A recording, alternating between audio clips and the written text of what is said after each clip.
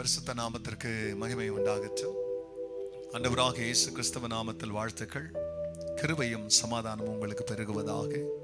அன்பானவர்களே, இந்த நாளிலேயும் தேவனாகிய கர்த்தர் நமக்காய் கொடுக்கின்ற அவருடைய ஆலோசனையானது யோவான் 3ஆம் அதிகாரத்தில் 34ஆம் வசனம். தேவனால் அனுப்பப்பட்டவர் தேவனுடைய வார்த்தைகளை பேசுகிறார். தேவன் அவருக்கு தமது ஆவியை அளவில்லாமல் கொடுத்திருக்கிறார். அன்பானவர்களே, நாம் வாழ்ந்து கொண்டிருக்கிற இந்த காலம்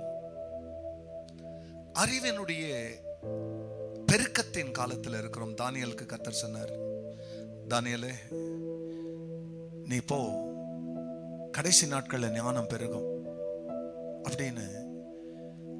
அறிவை பயன்படுத்துகிற காலத்துல, ஞானத்தின் பிரியமான பெருக்கத்தின் காலத்துல வந்திருக்கிறோம். ஒரு ஊழியத்துல ஞானம், அறிவு, விவேகம் இதெல்லாம் முக்கியம்.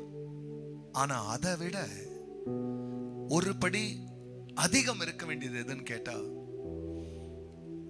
ஒரு ஊழியத்துல ஒரு ஊழியக்காரனுக்கு, ஒரு ஊழியக்காரிக்கு அவர்கள் மேல் தங்கி இருக்கிற கர்த்தருடைய ஆவி. ஏசப்பா ஏசாயா தீர்க்கதரிசன புஸ்தகம் 61ஆம் அதிகாரத்தில் சொல்வார், கர்த்தராகிய தேவனுடைய ஆவியானவர் என் மேல் இருக்கிறார். வேதத்துல சாமுவேல் தாவீதின் மேல கை வைப்பாரு, கர்த்தருடைய ஆவியானவர் அந்த நாள்ல தாவீதின் மேல் பலமாய் அசைவாடினார். ஆனா இங்க தேவன் சொல்றார், யாருன்னா தேவ வசனம் பேசலாம் இல்ல, சாத்தான் கூட அப்படி பேசுறான். சில மனிதர்கள் அவங்க எதை சொல்ல நினைக்கிறாங்க, வசனங்களை சொல்றாங்க.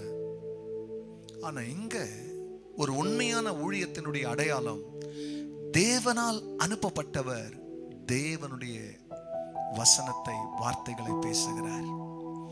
அப்படி அவர்கள் பேசும்போது என்ன நடக்குதுன்னு கேட்டா, தேவன் அந்த மனிதர்கள் அந்த வார்த்தை கிட்ட விட்டுறாம, தேவன் அவருக்கு தமது ஆவியை அளவில்லாமல் கொடுத்திருக்கிறார். அப்ப இயேசு இந்த வார்த்தைகளை பேசும்பொழுது அவருக்கு பிதா செய்த காரியம் என்னன்னா, அவர் மேல ஏராளமான ஆவியை கொண்டு வந்தது போல. சத்தியத்தை அதிகமா படிங்க, வசனங்களை படிக்க படிக்க கர்த்தருடைய அபிஷேகம், கர்த்தருடைய ஆவி உங்களை அளவில்லாமல் நிரப்பும். அப்படி தேவ ஆவி உங்களை வல்லமையா நிரப்பும் பொழுது உங்களுக்கே விடுதலை வரும். கட்டுண்டவர்களை விடுவிக்கும்படி அவரை என அனுப்பினார் என்ற வார்த்தைக்கு ஏற்க அநேக கட்டுகள் அறுக்கப்படும், நோய்கள் குணமாக தொடங்கும்.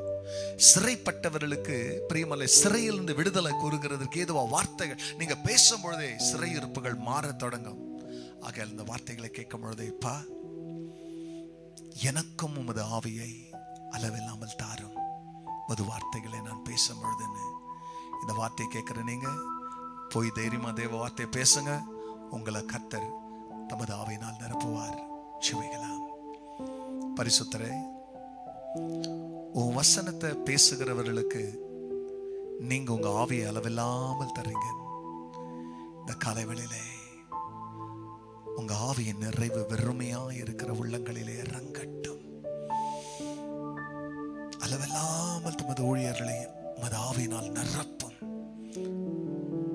பல சவால்களை சந்திக்க, பல கிரிட்டிசிசத்தை எதிர்த்து நிற்க, பாகால் தீர்க்கதரிசிகளுக்கு விரோதமாய் நிற்க உமது ஊழியக்காரர்களை உமது ஆவியின் பலத்தால் நிரப்பும். எடுத்து பயன்படுத்தும். ஆசீர்வதியும்.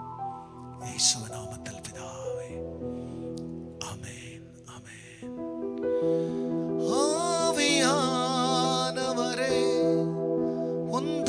மகிமைகளை என்று விளங்க செய்திடுமே.